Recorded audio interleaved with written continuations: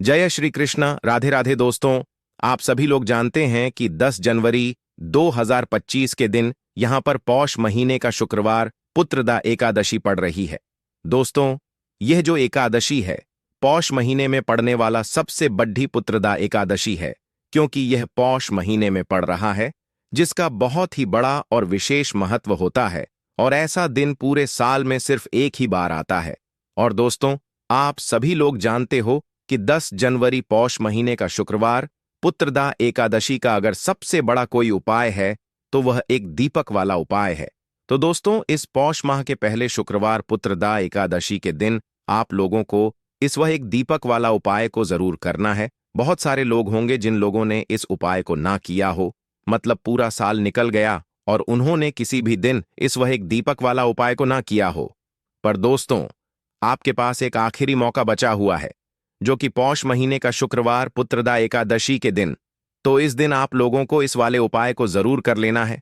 भले ही आपने पूरे साल भर अभी तक इस उपाय को ना किया हो, पर अगर आपने इस पौष महीने के शुक्रवार पुत्रदा एकादशी के दिन अगर इस वाले उपाय को कर लिया तो आपको इस उपाय को करने का वह फल मिलेगा जिसकी आपने कभी कल्पना भी नहीं करी होगी। इसीलिए आप लोग इस वाले उपाय को एक बार जरूर कर लेना, ताकि आप लोगों के हाथ से यह मौका ना जा सके और आपको इस उपाय को करने का फल मिल सके। दोस्तों, यह उपाय पंडित जी ने अपनी अभी की ही शिव महापुराण की कथा में बताया है, जिस उपाय को आज हम आपको बहुत अच्छे से समझाने वाले हैं। इस वीडियो को देखने के बाद इस उपाय को समझने के लिए आपको कोई और वीडियो को देखने की जरूरत नहीं पड़ेगी। तो चलिए दोस्तों, उपाय को शुरू करते हैं। देखिए, यह पौष महीने के सोमवार पुत्रदा एकादशी के दिन यह इतना खास होता है, इतना महत्वपूर्ण होता देखा है। कभी कभी बड़े बड़े पूजा पाठ अनुष्ठान से जो मनोकामना पूर्ण नहीं होते, वह पौष महीने के दिन एक छोटे से उपाय करने से ही आपकी मनोकामना पूर्ण हो जाती है। और बहुत सारे लोगों ने इस उपाय को किया भी है और उनको इस उपाय को करने का फल भी जरूर मिला है। अगर आप लोग भी इस उपाय को करना चाहते हैं तो आप इस उपाय को पहले अच्छे से समझ लेना, सुन लेना, उसके बाद करना। आपको इस उपाय का फल जरूर मिलेगा। और इस उपाय को कर लेने से आपके घर में चाहे किसी भी प्रकार की दुख और समस्या क्यों ना चल रही हो, आपको उसका कारण भी नहीं पता है कि भाई यह समस्या किस कारण से चल रही है, उसका कुछ भी कारण हो सकता है, जैसे पर दोष हो सकता है या किसी भी तरह का मंगल दोष भी हो सकता है। तो इस दिन आप लोगों को एक दीपक वाला उपाय कर लेना है। यह एक ऐसा उपाय है जिस उपाय को अगर किसी विशेष दिन पर किया जाए तो भाई उस विशेष दिन का जो है वह तो हमें मिलता ही मिलता है, पर हमने उस दिन पर इस उपाय को किया है तो हमें उससे भी बड़ा फल मिलता है। और फल बहुत जल्दी मिलता है, क्योंकि आप इस उपाय को बहुत ही बड़े और विशेष दिन पर कर रहे हो। तो चलिए अब उपाय के बारे में बात करते हैं, लेकिन उससे पहले आप लोगों को यह जानना आवश्यक है कि आखिर यह उपाय किस समय करना है, किसको करना है और कैसे करना है। तो चलिए हम आगे आपको वीडियो में एक एक करके बता देते हैं। लेकिन उससे पहले अगर आप लोग हमारे चैनल पर नए हैं तो हमारे चैनल को सब्सक्राइब कर लेना और इस वीडियो को लाइक करके कमेंट बॉक्स में श्री शिवाय नमस्तुभयम, ओम नमः शिवाय जरूर टाइप कर देना। तो दोस्तों, इसे एक दीपक वाला उपाय को हमें इस शुक्रवार पुत्रदा एकादशी के दिन कैसे करना है, किसको करना है, किस समय करना है और कहां पर करना है, ये सारे सवालों के जवाब आपको इस वीडियो में मिल जाएंगे। और जो यह वीडियो देखेगा भाई, उसको इसे एक दीपक वाला उपाय जरूर करना चाहिए। और जब बात आ जाए एक दीप वाला उपाय की, तो यह सोने पर सुहागा वाली बात हो जाती है और यह एक बहुत ही बड़ा उपाय हो जाता है इस पौष शुक्रवार पुत्रदा एकादशी का।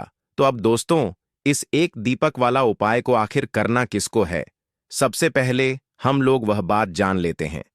तो देखो, घर की जो बड़ी माताएं बहनें होती हैं, उन माताओं बहनों में से कोई भी एक बड़ी माता बहन इस वाले उपाय को कर सकती है। और दोस्तों, अगर आप चाहे तो अपने घर में से सभी सदस्यों को भी इस उपाय को करवा सकते हैं। अगर किसी व्यक्ति की खुद की कोई मनोकामना है, खुद की कोई दुख और परेशानी है जो कि वह अपने लिए ही करना चाहता है इस वाले उपाय को, तो वह खुद अपने लिए भी कर सकता है। बाकी अगर कोई घर में से ऐसा है जो कि अपने पूरे घर परिवार की सुख और शांति के लिए ये वाला उपाय करना चाहता है, तो भाई वह भी कर सकता है। उसमें भी कोई दिक्कत वाली बात नहीं है। कहने का मतलब यह है कि इस उपाय को हर एक सदस्य भी कर सकता है और पूरे घर परिवार के सदस्य के लिए घर की बड़ी माताओं बहनों में से कोई एक माता बहन भी कर सकती है। माताएं बहनें अगर घर में उपस्थित ना हो या वह यह वाला उपाय ना कर पा रही हो तो फिर घर का कोई बड़ा सदस्य भी इस एक दीपक वाला उपाय को कर सकता है, चाहे फिर वह पुरुष क्यों ना हो। उसमें कोई भी दिक्कत वाली बात नहीं है। एक दीपक वाला उपाय को, आखिर इस उपाय को हमें किस समय करना, सुबह के समय करना है कि शाम के समय करना है? तो देखो, इस वाले उपाय को आप लोग सुबह के समय भी कर सकते हो और शाम के समय प्रदोष काल में भी कर सकते हो। अब अगर आप पूछो कि भाई सबसे उत्तम समय कौन सा रहेगा इस एक दीपक वाला उपाय को करने का, तो हम आपसे बस यही कहेंगे कि इस उपाय को आप सुबह के समय करेंगे तो ज्यादा बेहतर होगा। बाकी अगर प्रदोष का काल शाम के समय भी करेंगे तो भी अच्छा होगा, उसमें कोई भी दिक्कत वाली बात नहीं है। तो अब दोस्तों, जो अगली सबसे बड़ी और महत्वपूर्ण बात आती है वह यह आती है कि सुबह अगर हम उपाय को करेंगे तो हमें कितने बजे से लेकर कितने बजे तक के बीच में करना है, और शाम के समय प्रदोष काल में करेंगे तो हमें कितने बजे से लेकर कितने बजे के बीच में करना है। तो देखो, सुबह जितनी जल्दी हो सके आप उपाय को करने की कोशिश करना। बाकी अगर किसी कारणवश लेट भी हो जाओ, थोड़ी देर भी हो जाए, तो 10 या 12 बजे तक भी आप उपाय कर लेना, पर 12 बजे से ज्यादा देरी ना हो, ठीक है? इस बात का ध्यान रखना। उसके बाद में दोस्तों, अगर शाम के समय प्रदोष काल की बात करें, प्रदोष काल का जो समय होता है वह शाम के 6 बजे से शुरू हो जाता है। मतलब शाम के 6 बजे से लेकर 7 बजे के बीच का जो समय होता है, यह समय प्रदोष काल का समय होता है। पर अभी जो मौसम चल रहा है, इस मौसम में जो है शाम बहुत देरी से होती है, तो आप इस उपाय को 7 बजे या 8 बजे के बीच में भी कर सकते हो। मतलब शाम के 6 बजे से रात 8 बजे के बीच में आप कभी भी इस वाले उपाय को कर सकते हो, उसमें कोई भी दिक्कत वाली बात नहीं है। देखिए, व्यक्ति के जीवन में अगर उसे जल्दी से अधिक धन चाहिए तो उसको हमेशा श्री हरि विष्णु की उपासना करनी चाहिए। श्री हरि विष्णु से जुड़े हुए उपाय करने चाहिए, क्योंकि मां लक्ष्मी स्वयं कहती हैं कि मैं श्री हरि विष्णु के बिना कहीं नहीं जाती। मां लक्ष्मी हमेशा वहां होती हैं जहां श्री हरि विष्णु होते हैं। अब श्री हरि विष्णु को सबसे प्रिय है तुलसी जी का पौधा। अब तुलसी जी के पौधे से जुड़ा हुआ ही उपाय आज की वीडियो में आपके लिए बताने वाले हैं, और यह उपाय इतना चमत्कारी है कि जिन लोगों ने इस उपाय को पूरी सच्ची श्रद्धा से किया है, उन्होंने इसका चमत्कार अपने जीवन में रातों रात देखा है। धन के रास्ते जीवन में ऐसे खुल जाते हैं कि आपको खुद भी इस बात पर विश्वास नहीं होता है कि कैसे आपके पास हर तरफ से, हर जगह से पैसा आना शुरू हो गया है। मतलब जो आज आप अपने जीवन में बहुत ज्यादा सोचते हैं कि कैसे यह निर्धनता दूर होगी, कैसे यह पैसे की कमी दूर होगी, कैसे आप धनवान बनेंगे, कैसे आपके पास पैसा आएगा, तो ऐसा समझ लीजिए कि आज की यह वीडियो का जो उपाय है, इसे सच्ची श्रद्धा से करने से रातों रात आपका भाग्य भी चमके, आपकी सोई हुई किस्मत भी जागेगी। तो चलिए बात कर लेते हैं कि 10-3 जनवरी पौष महीने का शुक्रवार, रम्मा एकादशी के दिन यह उपाय आपको किस समय करना है, कैसे करना है और कौन सा उपाय है, क्या क्या चीजें आपको लेनी है। तो देखिए, अगर आपके घर में तुलसी जी का पौधा है तब भी यह उपाय आप कर सकते हैं। तुलसी जी का पौधा नहीं भी है ना, तब भी यह उपाय आप कर सकते हैं। तो देखिए, आपको सबसे पहले यहां पर लेना है एक मौली धागा, जिसे हम कला बागान है। अच्छा, मौली धागे में 2 कलर आते हैं। एक तो आता है लाल रंग का मौली धागा और एक आता है लाल और पीले रंग का मौली धागा, ठीक है ना। और एक पीला भी होता है जिसका रंग केवल पीला होता है। आप कोई सा भी मौली धागा यहां पर ले सकते हैं। अब यहां पर आपको थोड़ी सी पिसी हुई हल्दी लेनी है, जो कि श्री हरि विष्णु से ही जुड़ी हुई है। थोड़ा सा पानी जल डालेंगे उसके अंदर और उस हल्दी को थोड़ा गाढ़ा गाढ़ा घोल लेंगे, उसका पेस्ट बना लेंगे। अब मौली धागा आपने लेना है थोड़ा सा, ठीक है ना, और उस हल्दी के अंदर आपको अच्छे से उसे डुबा देना है। मतलब हल्दी का लेप उस मौली धागे के ऊपर आपको लगा देना है। अब इस हल्दी के जो धागा है, जो मौली धागा है, इसके अंदर आपको 3 गांठें लगानी है। कितनी गांठ लगानी है? 3। अच्छा, तीनों गांठों पर आपको बोलना है ओम नम नमो भगवते वासुदेवाय नमः। ओम नमो भगवते वासुदेवाय नमः मंत्र बोलना है और इस कलाप में 3 गांठ आपको लगानी है। अब यह कलाप का जो जिसमें आपने 3 गांठ लगाई, आपको तुलसी जी के पौधे में शुक्रवार पुत्रदा एकादशी के दिन बांधना है। श्री हरि विष्णु से कहते हुए, मां तुलसी से कहते हुए कि मेरे जीवन से निर्धनता, पैसे की कमी, गरीबी, धन से जुड़ी जितनी भी समस्याएं हैं उन्हें आप दूर कर देना। विशेषकर मां तुलसी से आपको प्रार्थना जरूर करनी है, क्योंकि मां तुलसी की कोई भी बात श्री हरि विष्णु कभी नहीं टालते हैं। तो देखिए, इस उपाय को अश्विन महीने का शुक्रवार पुत्रदा दशी के दिन आपको किस समय करना है। सुबह भी कर सकते हैं, शाम को भी कर सकते हैं, बस सूर्य अस्त होने के बाद यह उपाय आपको नहीं करना है। मतलब जब सूरज छिप जाता है उसके बाद यह उपाय आपको नहीं करना है। उससे पहले पहले आप किसी भी समय इस उपाय को कर सकते हैं। साथ ही साथ शाम के समय में अगर यह उपाय आप सुबह को कर रहे हैं तो शाम के टाइम पर आपको तुलसी जी के पौधे के पास एक देसी घी का दीपक जरूर प्रज्वलित करना है। अच्छा, दीपक तो बहुत सारे लोग तुलसी जी के पौधे के पास लगाते हैं, लेकिन गलती कहां पर कर देते हैं। देखिए, सीधे सीधे आपको ना दीपक जमीन पर नहीं रखना है।